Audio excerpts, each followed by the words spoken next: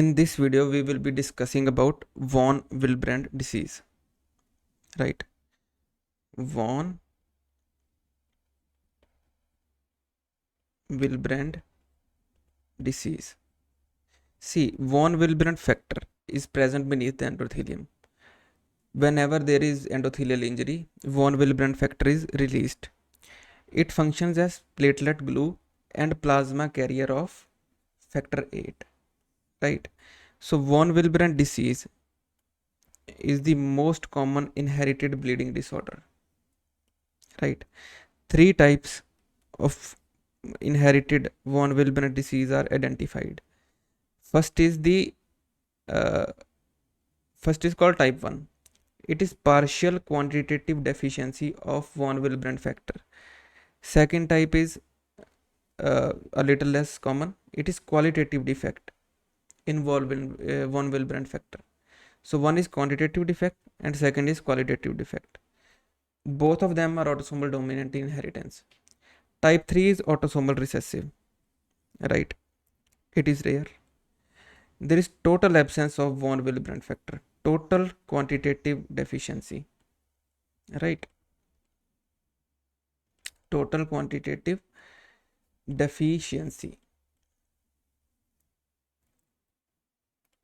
right? There can be acquired von Willebrand disease also, which may occur if there is development of anti-von Willebrand factor antibody.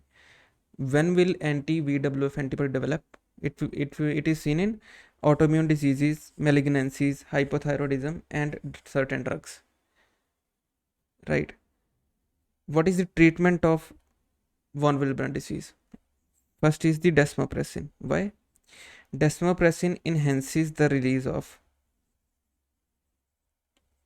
von Willebrand factor from endothelium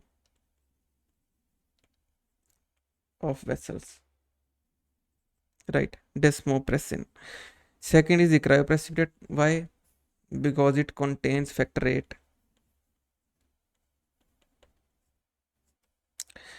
Along with that, it will also contain von Willebrand factor.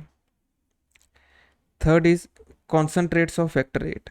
Because factor is carried by von Willebrand factor, there will be replenishment of von Willebrand factor also along with factor 8.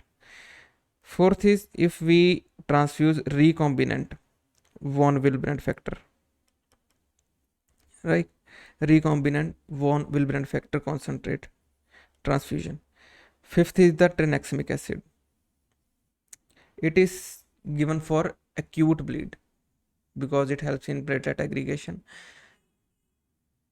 In the treatment of acute bleed or before surgery or after surgery or during surgery, we can give Trenexa, very important drug. So that is all about von Willebrand disease. Thank you for your patient listening.